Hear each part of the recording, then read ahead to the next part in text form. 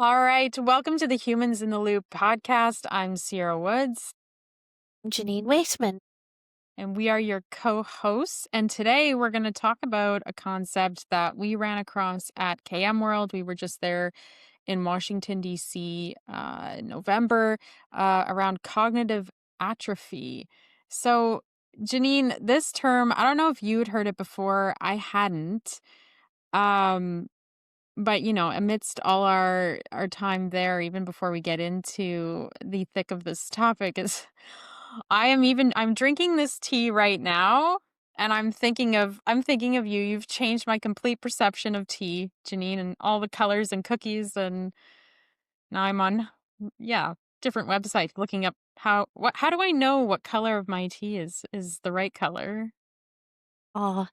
It was just such a learning experience, the whole KM World adventure, wasn't it? I think, it was lovely learning about each other's cultures, and certainly I didn't realise just how much culture there was around tea drinking until, you know, you caught me in the kitchen at ridiculous o'clock in the morning, putting the kettle on before I'd even opened my eyes, and learned all about the wonders of British tea making. So I'm super proud of you, Sierra, for continuing this tradition and becoming so skilled at it. There's no cognitive atrophy for you in tea making, is there? That's the test. If MIT runs another study to see how much AI has dulled your brain, just see, can I make black tea, English breakfast tea in all its colors?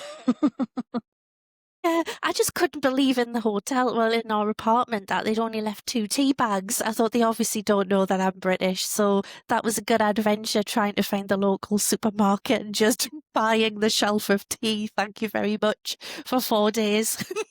And there's me suggesting, I like lemon ginger tea. And I'm like, wait, this is probably not part of the legit English tea set, but It wasn't. I'm sure I gave you a knowing look like, what? Lemon and ginger tea?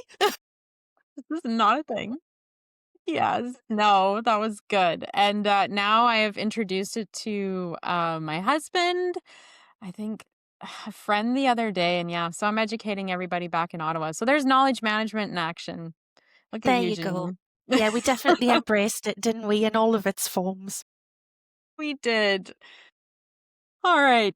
But on a more serious note around this cognitive atrophy concept, I mean, we heard about it from keynote speaker Seema Swami. She's a senior director at Walmart. And I found some headlines around it. I mean, this is all over the news. Time magazine says MIT warns of cognitive debt from heavy LLM use. The Harvard Gazette says, is AI dulling minds? So some provocative headlines, but there is a study. I mean, it's not peer reviewed yet from MIT, but there were 3 groups of students who were asked to write an essay. One group of students was told use AI, ChatGPT, for the entire thing. One group was told don't use any AI to write your essay, and then the third group could only have access to search tools like Google. And what they found was the students who used a lot of ChatGPT to write their essay reported reduced brain engagement, less memory. They felt less ownership over the task that they did. Yeah, I'm curious about your thoughts, Janine, like your reactions to that, because I remember afterwards when we were walking back from the hotel, I was quoting to you a quote I heard that AI is a small part of a much bigger story. And my question was, well, what is the bigger story? And you started to talk about maybe it's this cognitive atrophy is one piece of that. Yeah, I know when the speaker said that phrase, we both looked at each other, didn't we? And it was like a kind of drop the mic moment. And I do sometimes look at these studies and headlines and think, oh, are they sensationalizing it? And Mm. and I don't look at, but I'm old enough to now to see sort of trends coming and going, and it really resonates with me. And I'll give you an example. So I talk a lot to my friends about in the olden days when we didn't have mobile phones, everybody knew everybody's phone number. You could go to the phone box and call somebody because you knew their number. And I couldn't even tell you their numbers now. And it's a sort of use it or lose it scenario. And I suppose in that example, Oh. we really had to remember it was through repetition. Or we had our address books, where we would write it down. So that sort of brain, hand, mind, Mm. write it down, the association. Now they're all stored in our mobile phones, and we don't even need to know the number. We can just say call Sierra and it'll do it. And I know that seems like a really stupid example, but I can see that same thing happening on this bigger scale. Like you say, we have to write an essay. We'll get ChatGPT to, well, hopefully not do it for us. Or hopefully we've still got some integrity that we would, manipulate the output. Um, but I personally can see the same effect, the same telephone number effect happening with that because I have used Copilot quite a bit as a writing partner, particularly when I've just got no headspace or it's all the thoughts are buzzing around. I find it a great tool to help calm my mind or talk with myself, so that's really useful. But every time I've produced something, like what that study says, it's like, meh, done, press the button, done. Meh. Absolutely no satisfaction whatsoever in the output. And more to the point, I couldn't even recite any of this that me and Copilot had written together. It seems so like, divorced from me, that sort of integrated. There's no integration of that. There's no messiness of how all of that thought came about. So just to your point of those headlights, I, I know they're true because I can feel it myself. I can feel this trend happening again. Yeah, well, it's making me think about the question that engaging with AI is, I think that we're asking more and it feels really philosophical, but what does it mean to be human? And I think part of what it means to be human is to work.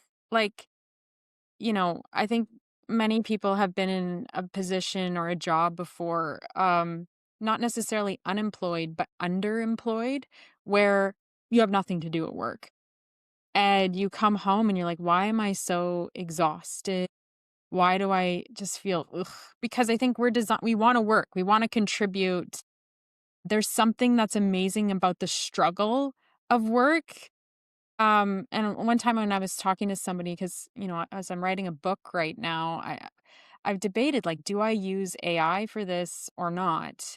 Because I know for me, when I find out something's been written entirely by AI, I don't really want to read it. Um, And you can tell, can't you? To me, yeah. it reminds me of um, a large supermarket in the UK. Their food, it all tastes the same because it's like got all the same sort of preservative in it, and it's just the same. It's that flavour you can spot it a mile away, and I couldn't literally put my finger on what it is. I think it's just the way we pick it up, we understand that it's not a human. Exactly. There's this desire to see imperfection in work by other humans who are consuming your work, which is interesting. But you can totally tell when it's, yeah, written by AI, the authenticity, I think, is removed a bit. And this is not to say like uh, we shouldn't be using AI. It definitely has a really valuable role. It's a great tool. But as we start to learn more about the effects of it, it's figuring out. I sometimes ask myself the question when I approach a task, is this something I should engage in the struggle with? Or is this something that, I really don't need to struggle because I want to preserve my cognitive energy for a more complex, meaningful task? Yeah, and I think that's probably where it has its well, put it this way, I think cognitive atrophy is probably helpful when we think about, I know, processing all of the volumes of information, and that we shouldn't really be doing that. Hand that over to the AI. And a friend of mine would quote this phrase that she had heard, and I can't remember who it was from, but like the mind is for having ideas, not for holding them. So like it's for the building of the ideas, not for like managing all of that. So yeah, I think using AI as a tool to reduce the cognitive energy when it's needed. I think that's really good. And I mean, we've been making tools since the dawn of time to help us be better. If it were, our cave people ancestors making a better knife or a better whatever, we've done that. So this is another aspect of that.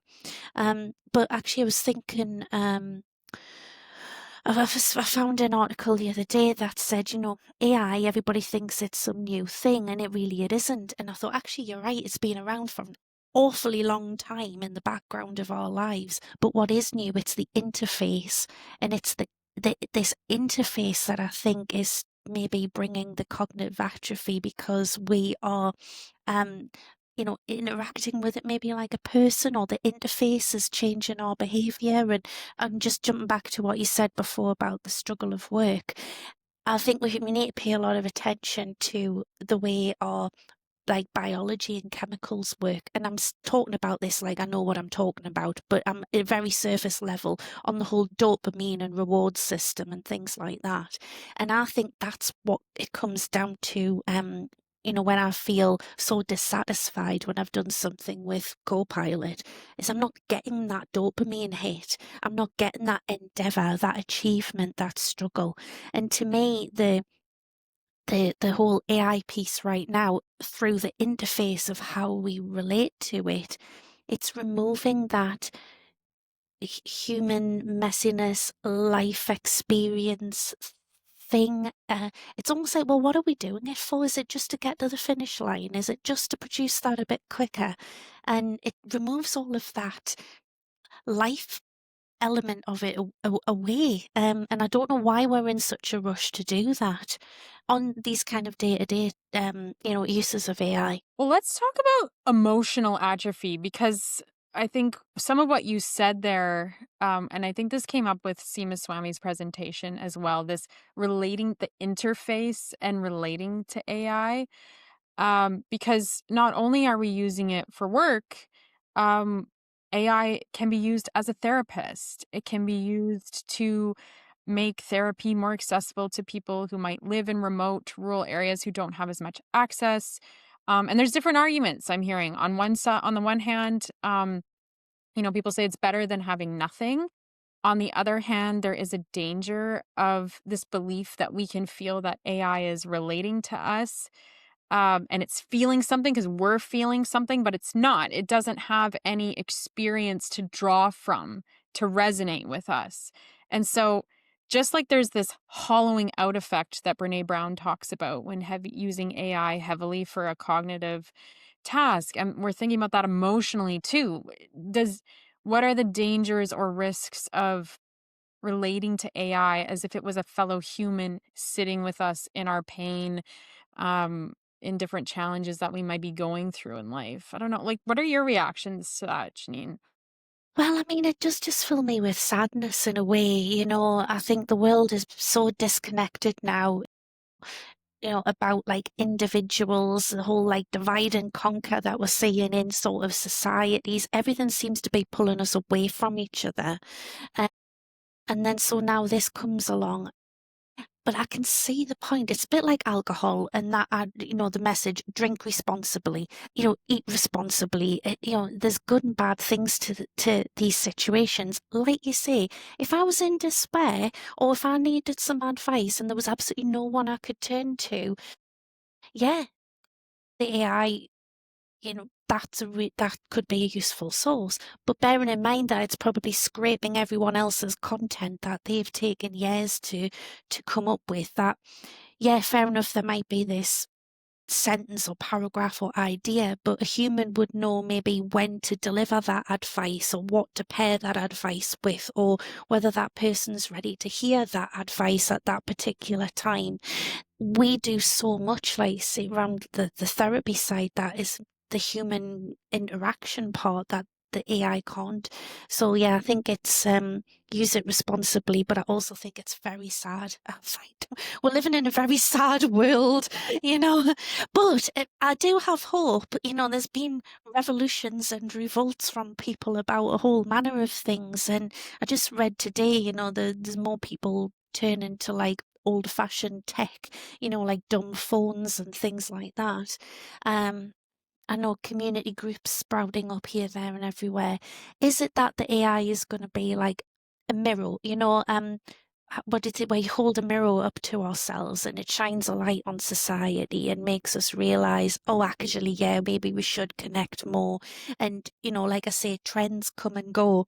Are we actually going to go back more to like village life? Or I don't know. I'm rambling on here, but I think you get the point that maybe we need this to shake some sense into us. Well, that's a really good segue into the next thing that I wanted to talk with you about is, I recently read a book called Co-Intelligence by Ethan Mullick. He's a professor at a Wharton School of Business, and he's a big thought leader on AI. And in the final section of his book, he lays out four possible futures. And depending on the choices we make today and every day, and the thousands and hundreds of thousands of micro decisions that are made in how we build, structure, use AI, here are four possible scenarios we can go down. And I've been contemplating these two futures. These aren't ones that he wrote about. It's more inspired by a guy that I've been listening to, Andy Crouch. He's a theologian, and he talks about magic and relationships, and how ever since, like, going back to, like, you were talking about the earliest days of humans, there's always been this desire for magic that we could just say abracadabra and what we want manifests and materializes, and we did not have to change or grow or struggle to bring about whatever we wanted to have happen. The flip side of that is getting things done relationally. And, the typical way we've always gotten things done is this interdependence with other humans. I mean, even the other day I was at this local coffee shop drinking an espresso, and I was thinking about the web of relationships that went into me just sitting there sipping, right? Like, I got this from a book I was reading recently. He was talking about it. It's called Garden City. And thinking about the partnerships that were made with the farmers of the coffees from Peru, and then the transportation that was required, the barista that made it, the folks in Italy who built that barista machine, or the espresso machine, right? So to get that one little cup of espresso took how many relationships? And the question I have is, do we want to move towards a future where we are working in such a way that we're still very interdependent on one another, other humans, to get things done?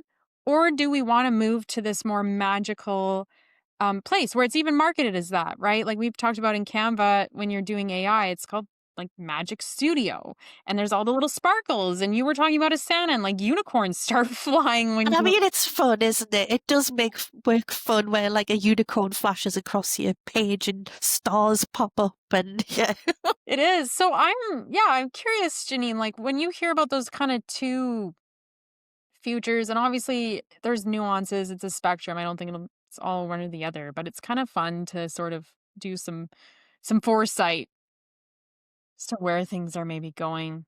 For what millennia, like humans have existed and had the identity based on other people. And yeah, there's been some terrible things that have happened in the world and, things that haven't gone right, but there's been an incredible amount of things that have gone gone right with us being connected. And in relatively recent memory, I don't know, the past 5 years, suddenly we think, oh well, that doesn't work anymore. That's not good enough for us now.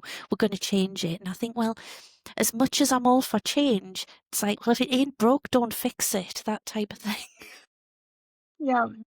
So yeah, I think yeah, relying on AI to, I know, do things for us to bring the magic. I mean, hell, if it helps with productivity and all of dealing with all of this stuff that we've brought on ourselves with, oh, deal with all of this data, deal with all of these information channels, deal with all of these decisions, and oh, no, you don't have time to sleep because you've got to deal with all of this other stuff. Great, pass that to the AI, press a button, give me my top 5 emails for the day. Great, that's the kind of magic I want in my life. Not that it takes away my entire decision making, or all the algorithms are just feeding me all of this stuff of predictability because it knows me so well. Which, by the way, sorry, I'm on a rant. I hate that. I think, no, I'm a unique person. How does this AI know me so well? You only need to think about something and suddenly it's on your Facebook, or it's showing up on like your shopping points card that you might need it.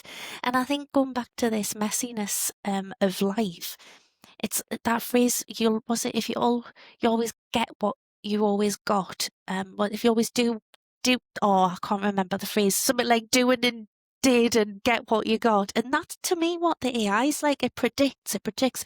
It's all based on stuff that we already know. So what happens when I just suddenly feel like doing something different, or made aware of something that I didn't know about before because it's from a different person or from a different community, like, for example, peanut butter on toast that you introduced me to? I bet my algorithms don't know that I would have liked peanut butter on toast as much as what I did. And I suppose my point is, excuse the silliness, is that, us being all connected, that's the magic of life. When I think even just this year, I wouldn't be the person who I am if I hadn't have interacted with all of the people and situations that I had, and AI could not have given me any of those experiences. So yeah, rant over. It's a brilliant rant, Janine. I always, whenever you say I'm going on a rant, I'm like, Yeah, this is going to be brace good. yourself. Get your cup of tea. Janine's on the rant. That's why I brought it. That main character Hey. energy. Um, no, I love this, Janine, because I think you gave us a now what. Like, okay, so cognitive atrophy, this is something we should be looking out for. We've been warned. But your point about, I think, so what do we do about this? What I'm hearing from you is let's use it to create more opportunities for us to connect with and serve others. So by using it to create more opportunities, we're using it to tackle those like things that you like a crazy inbox, right? To get a hold of it, to wrangle it, or those more tasks that can be automated away and it doesn't feel like it's stealing our agency. It's actually freeing us up to go and be with other humans and discover really good peanut butter toast that's melty and drippy when the toast is right. Anyways, I won't go Was down that. really good. Yeah, But that yeah, was good. so I I think, having a pathway out, it's like obviously AI is a part of our world now. And how do we treat it in such a way that we keep it. Is that one of your dogs? I've never heard them bark before. I love it. They're like, hey, man. Honestly, I managed to turn the emails off and everything, but not the dog. And I was just trying to find the mute button so I can show you that next time. I found it, Sierra. I found it. So, I love it. yeah, I that's love it. Cooper joining in. Oh, he's like, let me get in on this conversation. Yeah. Yeah. So, But yeah, you're right, Sierra. I think this is something that we were we were discussing on the way back from Game World, wasn't it? Is just how how can we create more opportunities to connect with each other? And and I think we can use AI to do that, like you say, to help us manage all of the stuff that gets in the way. And I suppose, why are we so passionate about keeping humans connected? I just think we've been connected for so long and it's served everybody so well, and I can see the negative effects of people being isolated and not connected with each other, in this ever increasing complex world, that which quite frankly isn't being made any easier by AI. So yeah, if there was a complaints department, that's what I would be finding. 1-star review. It has not made my life any easier. Thank you very much. Go back and start again. I love it, Janine. Yep. Well, that's good. Well, anyways, we're curious to hear like from all of you, Knowledge Summit Dublin friends, other KM friends in the community, what your thoughts are and how do you hedge against the risk of AI causing that atrophy? Because I would love to learn. And I have a hunch. My hypothesis is that if we truly use it to help us create more opportunities to connect and serve, it'll actually feel more strenuous to use AI. That's just kind of what I'm thinking. But anyways, I'll leave that out there. We'll wrap up this for now, but so that we can get into the Q&R section of the podcast where we have gone to the KM community and asked them to submit their questions. So Mark Britz has patiently been waiting for a response to his question on when should KM enter the conversation. As an organization um, grows and has new functions appear along the way, does KM come too late? How best to raise the issue of need when you are aware of KM, but not in KM yourself? I think we've all been in that situation as KMers. I think unless you left school and thought, oh, do you know what? I really want to be a knowledge manager. Everybody has been that sort of accidental knowledge manager where they've lifted their head up off the desk and looked around and thought, I think we could do with some knowledge management around here. Who do I tell? Who do I talk to about this? Well, I mean, I know from my experience and a lot of other people finding allies in the company.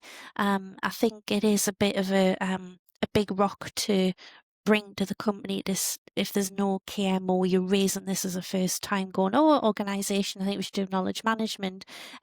Be prepared for the eyes glazing over everyone. But if you can find an ally in the organisations, so I know continuous improvement has been an avenue for me, or see projects that are going on where you can kind of, drip feed or raise the concept within those. It starts getting the attention, or at least you can match it to some sort of business value or requirement. I think that's probably the nutshell of what I'm saying is, yeah, don't just rock up one day and go, hey, we should be doing knowledge management. It's, hey, I've spotted this business opportunity or this business risk that's good one. That normally keeps people up at night. And then say, have you ever thought about blah, blah, blah? And I think that's a good way to get it in there. But yeah, and the other part of the question was when should it come into the conversation? Is that right? Yeah, when should it enter the conversation? Yeah. Well, I know if I was making an organisation from day one, um, you know, it, I would raise it then. I think it needs to be part and parcel from day one. So anybody who's thinking about making an organisation who's listening, like add that one onto your list as well as your digital marketing and your finance and your health and safety and all the rest of it, because it's important at that level. I think if you've got a more mature organisation, any day is the right time to start bringing up that question. And yeah, so I think whether you're at the start, middle, or the end, bring it up, tie it to a business requirement, and hold your breath and wait, wait for the rapture of, oh, what a great idea! Let's go and do that. It's true because as you start to show value with KM too, what I found is it's like salt to a dish. It elevates everything, the flavor of it. And it's intangible. You might not be able to tell exactly what it is, but yeah, when you have a function that gets knowledge to start flowing and mixing and creating these bright new aha moments, or just reading the other day about just different KM success stories and how it prevents things like, a company had 250 shutdowns a quarter of a particular site. And so then, I mean, that has major implications for the bottom line. Um, and with KM coming in and replicating a technology that prevents that across multiple sites, suddenly that company goes down to almost zero shutdowns in a quarter. So having those stories, I think, is helpful too, for raising And awareness. that's a really good example, Sarah. And I think if you were to go back to day one of that particular example, you don't lead with the KM part, you lead with, oh, I've noticed we're having a lot of shutdowns. Wouldn't it be good if, everybody had the right information so that mistake X wasn't keep being made? What I think we need is a knowledge base or a little community or a workshop on a Tuesday morning that helps us get over that. You don't lead with the what, the KM goods first. You lead with that problem. Totally. Yep. Exactly. All right, Janine. Well, I think we're coming to the end, but before we wrap up, we are at my favorite section, the crack. So, I was gonna share some crack from Washington, but I feel like it already naturally came out. So I have a good story actually from yesterday that turned out to be a good time. At first, it wasn't a super good time, but it was. I think yesterday here it was minus 21 Celsius. And I asked you at the start of this call if you had the aircon on, didn't I? What a stupid thing to say. Yeah, no, Denise. I have the freaking heater blasting and I'm wearing a blanket. Um, My word. yeah, because it was minus 21. Anyways, I had the bright idea to wake up early and go to the gym with my husband, drop me off on his way to work. And I get to the gym and it's so cold, Janine, that the doors of the gym are frozen shut. They cannot open them. So I'm like, all right, let me just go back home. And I realized I left my phone in the car, which is my key to getting back into my condo. So I was walking around Ottawa for close to an hour um, till people would wake up and I could catch them going out of the apartment to go in. Anyways, yeah, but you know what? It's one of those things where you're like, I can either get upset and be like, why did I leave my phone behind, or just enjoy. And it turned out to be a beautiful walk. People's Christmas lights were on. There's like piles of snow. It's like a winter wonderland, and you feel like you have the whole world to yourself. Yeah. Oh, Oh, that's good. look, and you got your gym exercise by having, a spontaneous walk. And yeah, Exactly. but it's these, I keep using that phrase like a pattern interrupt. It's the pattern interrupt of life, isn't it? Where you Yeah, didn't expect to do that. You had a different experience. You still got your exercise done. Yeah.